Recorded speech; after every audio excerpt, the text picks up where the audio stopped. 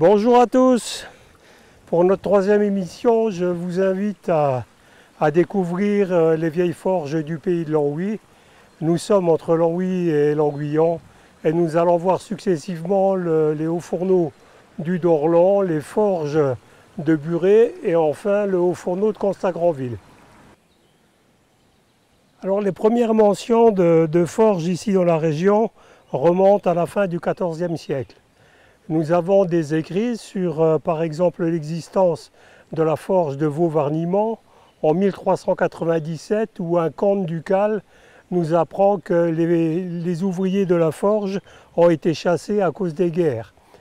Idem à la forge de Buret, mais attention, il ne s'agit pas de Buret la forge, il s'agit de Buret la ville qui à la même date, en 1397, doit payer 300 livres de fer en billes et cette forge-là sera détruite en 1420. Une autre forge en 1397, c'est la forge de Launois, la forge de Launois près d'Erserange, qui est également la forge de Saône, qui doit payer 600 livres de fer en bande à la période de Noël. On a pour terminer également avant 1400 une forge à Villerue, qui date de cette époque, pratiquement de la même époque, puisque M. Pacotte, qui est bailliste de la forge, déclare dans l'une des nombreuses circulaires envoyées à l'administration qu'il ne connaît pas la date exacte de la forge de Villerue, mais que probablement elle date d'avant 1400. Alors nous sommes ici au Dorlan, près du village de Villancy, c'est la première forge que nous rencontrons, et cette forge-là date de la fin du XVIIe siècle. Ce qu'il faut savoir avant tout, c'est que les moines d'Orval, les moines cisterciens de l'abbaye d'Orval, ont reçu ici de Soibert de Mussy une terre en 1201 et se sont installés et surtout ont installé une ferme. Alors au cours de la guerre contre la Ligue d'Augsbourg, Louis XIV a un besoin impératif de fer pour alimenter ses manufactures et s'empare des fers de Buret.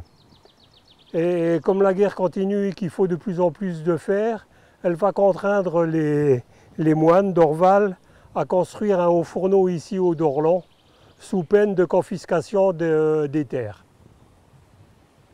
Alors, à la demande donc de Louis XIV, le site est rapidement mis en marche. Dès 1692, le haut fourneau est à feu. Alors il se compose d'un certain nombre d'éléments. On a d'une part le haut fourneau, qui n'est pas celui qu'on voit aujourd'hui sur le site. On a une halle dans laquelle on stockait les charbons de bois. Il était tout à fait nécessaire de les mettre à l'abri des intempéries, de l'humidité, sous peine de se voir se dégrader très rapidement. Et on a un peu plus loin, de l'autre côté de la route, on a un bocar à crasse et à minerai qui nous servait à piler les crasses et les laitiers et à en extraire la fonte qui était contenue, mais également du charbon de bois. Alors en général, le charbon de bois qu'on pouvait trouver dans les crasses était donné aux ouvriers qu'ils réutilisaient chez eux gratuitement. Donc on peut aussi signaler, et on l'a vu tout à l'heure, le faible cours d'eau qui alimente le site. On n'a pas de réservoir particulier pour alimenter la roue à aube qui se trouve à côté du haut fourneau. Simplement le haut fourneau, grâce à ce cours d'eau, à ce ruisselet si je puis dire, fonctionnait 6 à 7 mois dans l'année et guère plus.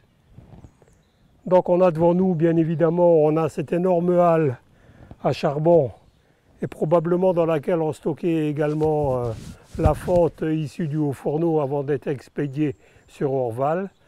On a le haut fourneau derrière qui nous servait à produire cette fonte. Alors le minerai était tiré des minières de fer fort de Saint-Pancré.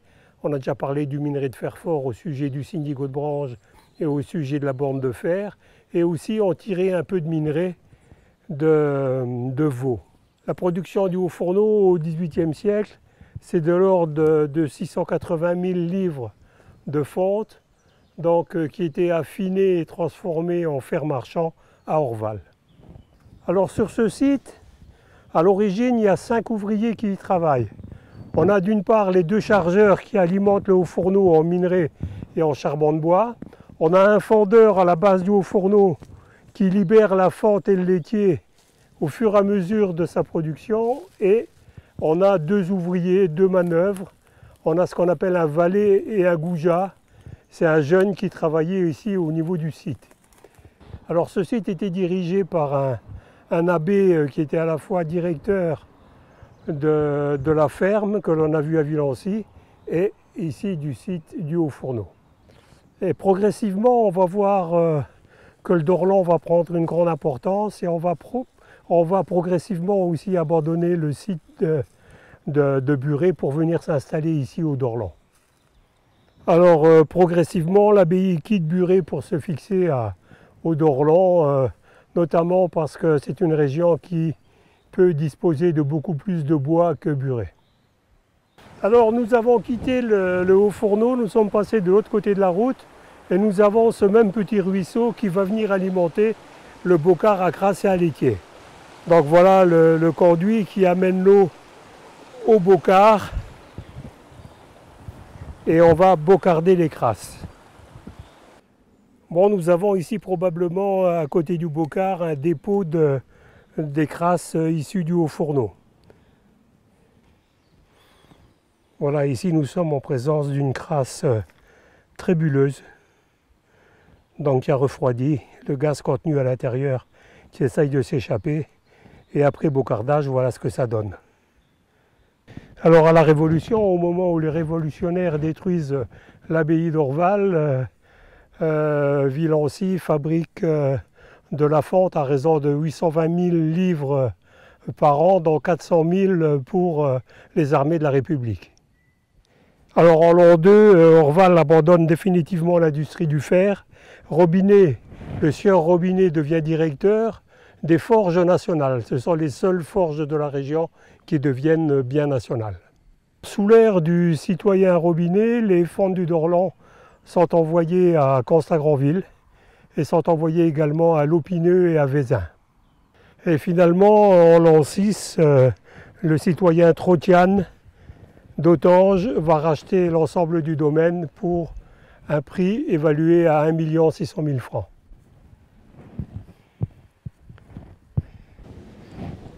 Alors nous poursuivons notre route du fer et nous sommes arrivés au bout de 2-3 km, nous sommes arrivés à Buret-la-Forge. Buret-la-Forge, première mention dans les écrits, 1445. Donc nous sommes ici sur un site complet, c'est-à-dire que nous allons trouver aujourd'hui un haut fourneau, nous allons trouver une forge, nous allons trouver une scierie ainsi qu'un bocard. Et puis bien sûr, nous sommes ici, nous traversons l'ensemble du site usinier, nous sommes sur la digue qui sépare à la fois les installations industrielles de l'étang ou de la retenue d'eau qui alimentait les 3 roues à aubes qui fournissaient l'énergie nécessaire aux installations. Alors M. Trotian, le propriétaire du terrain, décède en 1812 et c'est son épouse qui reprend le site. C'est-à-dire qu'elle est devenue maîtresse de forge et elle va modifier progressivement les installations pour arriver à ce qu'on connaît aujourd'hui. Alors nous avons ici, donc mis à part la retenue d'eau, nous avons une halle ici sur notre gauche qui a servi à stocker des charbons, comme nous venons de le voir sur le Dorlan. Alors nous avons ici un haut fourneau qui date de 1839. Sur la droite du haut fourneau, la forge proprement dite, avec à la fois 2 feux d'affinerie et un gros marteau. Et un peu plus loin, en descendant le cours de la rivière, nous avons un bocard et une scierie. Donc nous avons ici un haut fourneau qui est à hauteur des halles à charbon et des stocks à minerai, ce qui fait que pour les chargeurs, il suffit simplement d'arriver sur la plateforme et de déverser les matières à l'intérieur du four. Bien alors, À côté de cette halle à charbon, nous avons une place qui est réservée au stockage des minerais. Des minerais qui venaient essentiellement de Saint-Pancré et qui permettaient d'acheminer les matières au plus près aux gueulardes et aux fourneaux. Toutes les matières qui vont rentrer à l'intérieur du haut fourneau sont pesées, contrôlées.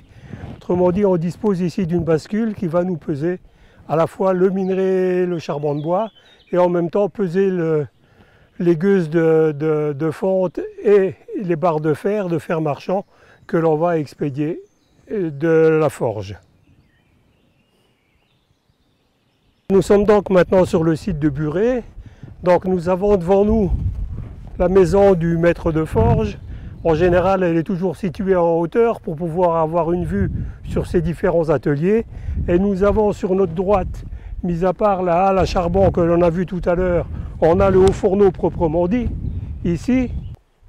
Alors notre haut fourneau, donc, il a une courte cuve, et puis immédiatement derrière, les étalages, que l'on appelle aussi plus communément l'ouvrage, et enfin le creuset dans lequel on va réunir à la fois la fonte et le laitier. Le trou de coulée est situé devant nous. On voit qu'on a des colonnes en fonte qui supportent l'ensemble de la maçonnerie. Donc on avait une protection ici devant la sortie du haut fourneau pour pouvoir couler la gueuse. Sur cette partie du haut fourneau, ici sur la droite, nous avons l'arrivée de la tuyère proprement dite qui va permettre d'injecter de l'air sous pression à l'intérieur du four. Cet air sous pression est fourni beaucoup plus loin grâce à une roue hydraulique qui alimente une soufflerie et tout cet air traverse la forge et est envoyé vers le haut fourneau. Alors nous sommes ici dans le bâtiment de la forge. La forge, c'est aussi un terme générique pour indiquer l'ensemble du site. Alors cette roue hydraulique qui se trouvait là-bas sur la gauche permettait d'alimenter une soufflerie. Cette soufflerie qui passe ici sous le sol et au travers de ce trou ici permettait d'alimenter directement le haut fourneau.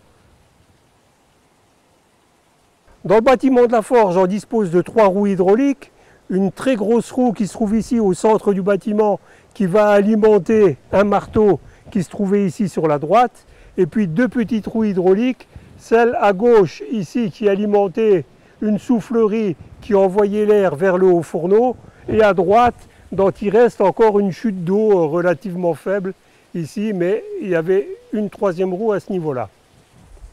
On dispose également, puisque là on vient de voir uniquement la façon de façonner le fer, on dispose également de fours d'affinerie. On avait 2 fours d'affinerie, il y en a un qui était à ce niveau-là, un four d'affinerie, et on en avait un 2e qui était à ce niveau-là. Et la roue qu'on a sur la droite, elle alimentait en air les 2 affineries qui se trouvent à l'intérieur de cette forge.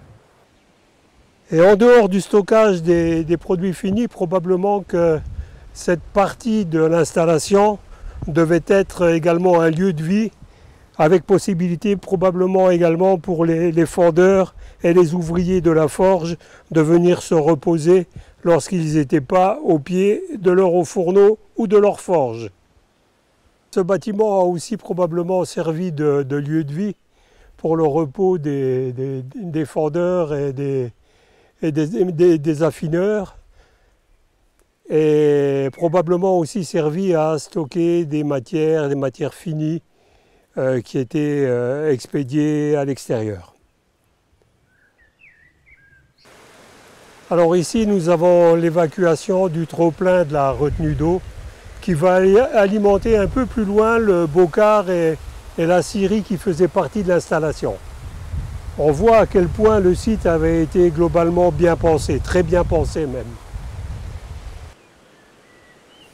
Alors dans les années 1840-1850, c'est une trentaine d'ouvriers qui travaillent ici à pied d'œuvre.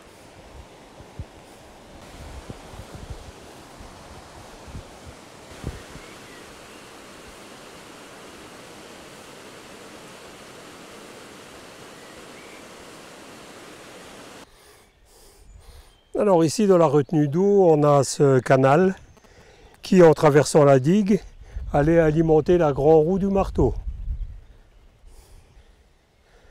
Alors l'horloge rappelle régulièrement à l'ouvrier que sa journée, que son poste est de 12 heures. C'est long. Là nous avons la maison du maître de forge. Comme je l'indiquais tout à l'heure, elle est surélevée et permet de voir ce qui se passe au niveau des ateliers. Alors à la mort de Madame Trotian, ses enfants qui reprennent l'établissement équipent l'usine de 2 machines à vapeur de 12 chevaux chacune afin d'alimenter les machines soufflantes et le marteau. Donc il y a je dirais, une modernisation des installations sans pour autant commencer à penser à l'avenir du minerai de fer fort et de la minette Lorraine. Alors le fourneau du Dorland que l'on a vu initialement est remis en service et remis à feu en 1846 et on arrêtera pendant ce temps-là celui de Buret, mais il arrêtera définitivement en 1866, soit 20 ans après. Et quant à Buret, elle reprendra après la guerre de 1870 par un maître de forge des Ardennes, M. Friquet, qui fera des fentes spéciales et puis qui continuera à travailler jusqu'en 1882. En 1882, le site est arrêté définitivement.